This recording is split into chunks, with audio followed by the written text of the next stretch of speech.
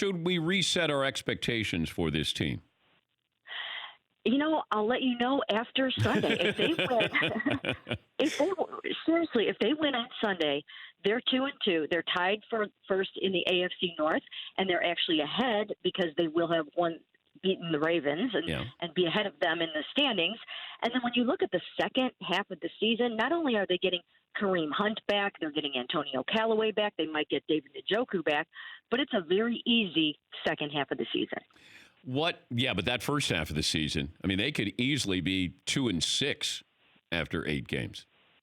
Yeah, it's brutal. It's absolutely brutal coming up here. And that is why this Sunday is so vitally important. They have 4 of their next 5 are on the road. Their only home game is against the Seattle Seahawks. 2 of those road games are against the Ravens and the Patriots, another one against the 49ers. So you're right. They have to stay afloat in these next 4 or 5 games. The defense has been, I think, underrated. How would you assess the performance so far? I agree with you 100%. They've played really, really well. If you look what they did against the Rams, I mean, this is the high-flying Rams who finished second in scoring last year, and this was a Cleveland Browns team that was down a starting linebacker and all 4 defensive backs. And they went out there and they almost beat the Rams, and they got 3 takeaways. So, yes, I do think the defense is underrated, and I don't think the Ravens have seen a defense like this year. I also pointed this out with Freddie Kitchens, with Odell Beckham, with Baker Mayfield.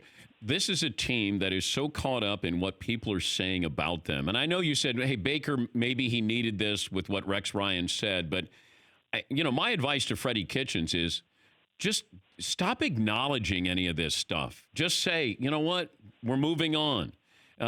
Subscribe to the Bill Belichick, playbook here when it comes to dealing with the media. But to listen to everything here, and this is how you start to have cracks in the armor with a team. With just play.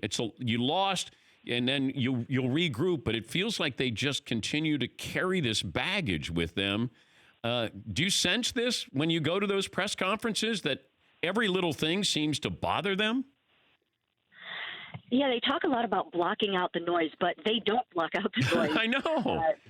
Right? I mean, they do talk a very good game in that way. Baker's never blocked out the noise. He's used the noise to his advantage. So that's never going to change with him. But I agree with you. In general, they do need to do a better job of just letting this stuff roll off their backs. But this is also a team that has talked big themselves heading into this season, and that hasn't really helped them with some of the teams. The Titans, for instance, remember Delaney Walker heading into that opener and saying, we're sick of Cleveland this and Cleveland that.